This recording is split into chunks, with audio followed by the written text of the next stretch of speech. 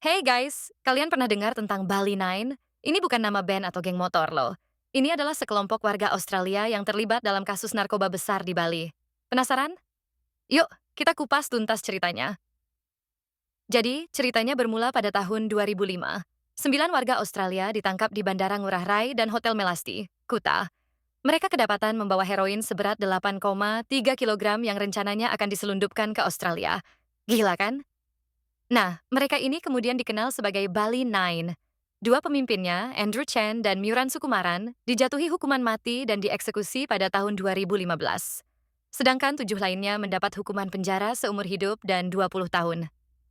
Belakangan ini, pemerintah Australia meminta agar sisa anggota Bali Nine dipulangkan ke negara asal mereka.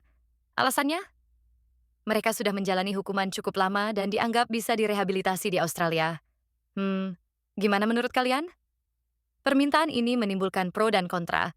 Di satu sisi, ada yang berpendapat bahwa mereka sudah cukup menderita dan layak mendapat kesempatan kedua. Di sisi lain, ada yang merasa bahwa kejahatan serius seperti ini harus dihukum sesuai dengan hukum yang berlaku di negara tempat kejahatan dilakukan, yaitu di Indonesia. Di Bali sendiri, masyarakat punya pandangan beragam. Ada yang setuju dengan pemulangan, tapi banyak juga yang merasa bahwa hukuman harus dijalani di Indonesia sebagai bentuk tanggung jawab. Kasus Bali Nine ini memang kompleks. Selain melibatkan hukum, juga ada aspek diplomatik dan kemanusiaan yang harus dipertimbangkan. Yang jelas, ini jadi pelajaran buat kita semua tentang bahaya dan konsekuensi dari terlibat dalam narkoba. So guys, gimana pendapat kalian tentang kasus ini? Setuju atau enggak dengan pemulangan anggota Bali Nine ke Australia? Tulis komentar kalian di bawah, ya. Jangan lupa like dan subscribe untuk konten menarik lainnya. Stay safe and say no to drugs.